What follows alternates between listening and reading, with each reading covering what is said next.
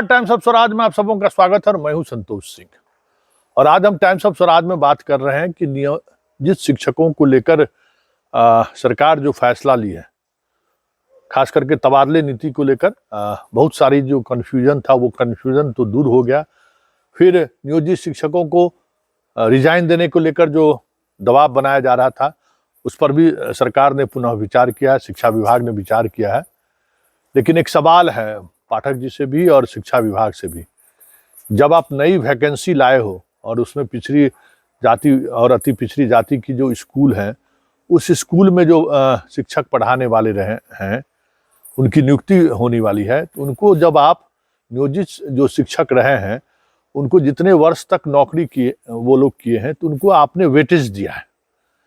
ठीक है, आपने परीक्षा में वेटेज तो नहीं दिया इन लोगों को, नियोजित शिक्षकों को, लेकिन बाकी जो प्रमोशन एवेन्यू हो या फिर बाद के समय में प्रिंसिपल बनाने का जो एवेन्यू अवसर हो, उसमें नियोजित शिक्षकों को भी जगह मिले, ये उनके लिए जस्टिस होगा। क्योंकि कई ऐसे शिक्षक आपके पास गए जिनके 10 साल से ज़्यादा का एक्सपीरियंस है, और उन एक्सपीरियंस को आप पहले तो ये लगा कि आप उसको काउंट करने के मन में नहीं है, आप उस पर विचार नहीं कर रहे हैं, लेकिन आपने रिजाइन देने का जो एक पत्र भेजा था उसको वापस लेने के बाद ये समझ में आने लगी कि अब आप उस पर भी विचार कर रहे हैं। तो ये विचार न्याय संगत होगा। जो जितने दिनों का जिनका एक्सपीरियंस है, आप वेतन का तो लाभ कुछ मिलना नहीं है, जो जिस तरीके से वेतन है वेतन का लाभ मिलना नहीं है, लेकिन जो पढ़ाने और बाकी जो एक्सपीरियंस अनुभव है उसका लाभ तो उन्हें मिलना चाहिए। आने वाले समय में सीनियरिटी की अगर बात हो तो जो इस नियोजित शिक्षक जो आ रहे हैं कम से कम उसको तो उसका लाभ मिलना चाहिए, क्योंकि ये सारे लोग ऐसे हैं जो आपके मानक पर खरे उतरे हैं। मतलब बीपीएससी को आपने मानक माना तो उस मानक पर ये लोग खरे उतरे हैं।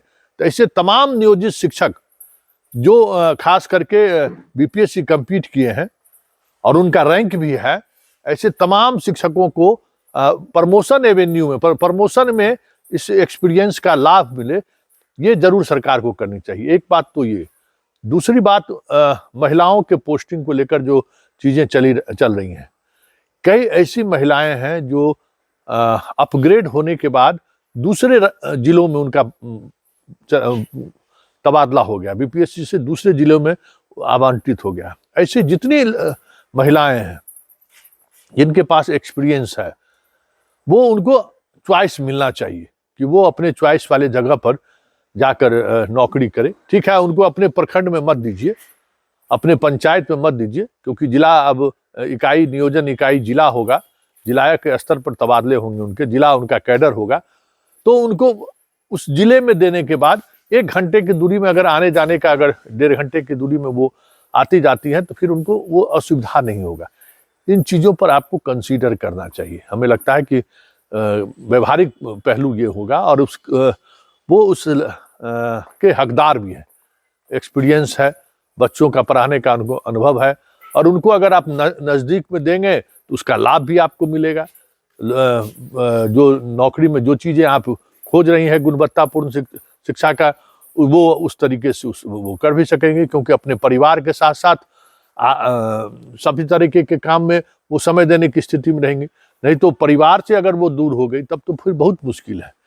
क्योंकि हम बार बार कहते हैं कि शिक्षक की नियुक्ति बीडीओ, सीओ, डीएम, एसपी की नियुक्ति नहीं है कि यहाँ चौकीदार खाना बनाने के लिए मिली हुई है, चौकीदार खाना बनाने के लिए है, एक बच्चा को तैयार करके स्कूल ले जाने के लिए है। मास्टर साहिबा के साथ क्या है, खुद भोजन भी बनाना है, खुद बच्चों को भी संभालना है, हस्बैंड को भी खिलाना है, उसका भी कपड़ा प्रेस करना है, सारे काम के साथ उसको स्कूल भी जाना है। तो ये चीजें जो है उन पर आपको इस तरीके से थोड़ा इस पर विचार करने की जरूरत है, और हमें लगता है कि सरकार इस स्तर पर अब विचार भी कर रही है। तीसरा और एक पहलू है जिस पहलू पर हमें लगता है कि सोचना चाहिए। 2 स्कूल जो प्रोजेक्ट विद्यालय आपके हैं और बुनियादी स्कूल जो है, उन दोनों स्कूल में जिस तरीके से शिक्षकों का, मैक्सिमम शिक्षकों का, क्योंकि नए बहाल ये लोग थे, मैक्सिमम शिक्षकों का बीपीएससी में हो गया है। और अगर आप उस तरीके से अगर पोस्टिंग करेंगे, जो पोस्टिंग का आपने तरीका निकाला है, तो वो सारे स्कूलों में ताला बंद हो जाएगा। हम अभी 8-10 ऐसे स्कूलों का हमने अध्ययन किया है, वहाँ के प्राचार्य, प्रभारी प्राचार्य, शिक्षकों से भी बात की है। मैक्सिमम स्कूल में अभी एक भी टीचर नहीं बचे, सारे के सारे लोगों को बीपीएससी में हो गया। तो आप जिला में दे रहे हैं तो उस तरीके से हमें लगता है कि पोस्टिंग करनी चाहिए, उस तरीके से पोस्टिंग हो, इस पर विचार होनी चाहिए। नहीं तो वो सारे विद्यालय जहाँ संसाधन भी, अब अंग्रेज जमाना का जो बुनियादी स्कूल है, कुछ कुछ विद्यालय है लेकिन इंफ्रास्ट्रक्चर उसके पास है, सब कुछ उसके पास है, उसको आप उस तरीके से आप उसको डेवलप कर सकते हैं, उसको मॉडल स्कूल के रूप में डेवलप कर सकते हैं। देखिए, ये जो चीजें कह रहे हैं कि हम सारे स्कूल को ये बना देंगे, क्योंकि जिस तरीके का इंफ्रास्ट्रक्चर गांव, प्रखंड, अनुमंडल, फिर जिला, मतलब जैसे जिला स्कूल है उसको आप मॉडल स्कूल बना सकते हैं। अनुमंडल में जो पुराना हाई स्कूल है उसको आप मॉडल स्कूल बना सकते हैं। गांव में भी जो पुराना हाई स्कूल है जिसके पास पर्याप्त भूमि है, सब कुछ इंफ्रास्ट्रक्चर आप वहां डेवलप कर सकते हैं। किसी दौर में वहां पे शिक्षक के द्वारा हॉस्टल भी चलाया जाता था गांव के लिए। तो ऐसे हमको लगता है कि हजारों हजार विद्यालय प्रदेश में हैं जिनके पास सारे कुछ है। आप ऐसे विद्यालय को चिन्हित कीजिए और ऐसे विद्यालय को अपग्रेड करने की कोशिश कीजिए। आप एक बार 12th भी अगर बनाते हैं तो ऐसे स्कूल को ज्यादा चिन्हित कीजिए। अब हम गए हैं कि जो प्राथमिक विद्यालय था 10 साल पहले, अब उसको आप अपग्रेड करके इंटरमीडिएट विद्यालय बना दिए, जहां आप कुछ नहीं कर सकते हैं। न उनके पास जमीन है, न उनके पास टीचर के बैठने के लिए जगह है, कैमरा है, एक महला से 2 फ्लोर से बना दिए, लेकिन उससे समाधान नहीं होने वाला है। तो हमें लगता है कि के पाठक जी को उस विषय पर भी सोचना चाहिए। सरकार का राजनीतिक फैसला जो भी हो, लेकिन शिक्षा के लिए ये जरूरी है कि आप कैटेगरी बांटिए कि हर प्रखंड में मेरा 5 मॉडल स्कूल होना चाहिए, हर अनुमंडल में मेरा 10 मॉडल स्कूल होना चाहिए, हर जिला में मेरा 100 मॉडल स्कूल होना चाहिए, जहां बच्चे एडमिशन कराने के लिए एड़ी चोटी एक लगाए कि नहीं हम उस विद्यालय में, वो नवोदय का टक्कर का विद्यालय आप बनाइए। इस तरीके का कर सकते हैं। इंफ्रास्ट्रक्चर आपके पास ऐसे विद्यालयों का है, तो ये चिन्हित करना जरूरी है। और अगर इस पर काम हुआ तो फिर बिहार में जिस गुणवत्तापूर्ण शिक्षा की आप बात कर रहे हैं, वो गुणवत्तापूर्ण शिक्षा देखने को मिल सकता है।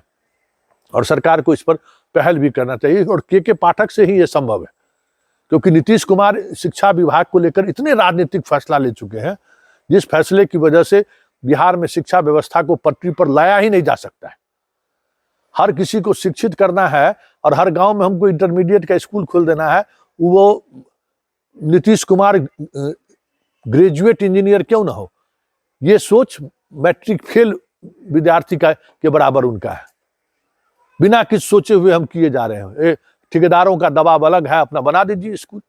अब 2 महला स्कूल बना रहे हैं, कैंपस है में 10 बाय 10 का कैंपस बचा हुआ है। इंटरमीडिएट के स्टूडेंट, लड़का लड़कियां बहुत मैच्योर हो जाती हैं, उनको एक साथ पढ़ने पढ़ाने को लेकर जो माहौल होना चाहिए वो संभव ही नहीं है किसी गांव के प्राथमिक विद्यालय में वो व्यवस्था देना। तो ये सारे जो चीजें हैं उनको हमें लगता है कि के पाठक इस राजनीतिक फैसले को बदल सकते हैं।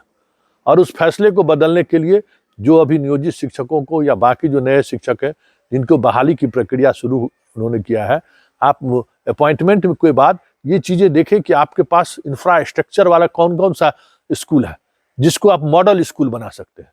और जब तक ये नहीं होगा तब तक बिहार के शिक्षा को पटरी पर लाया ही नहीं जा सकता।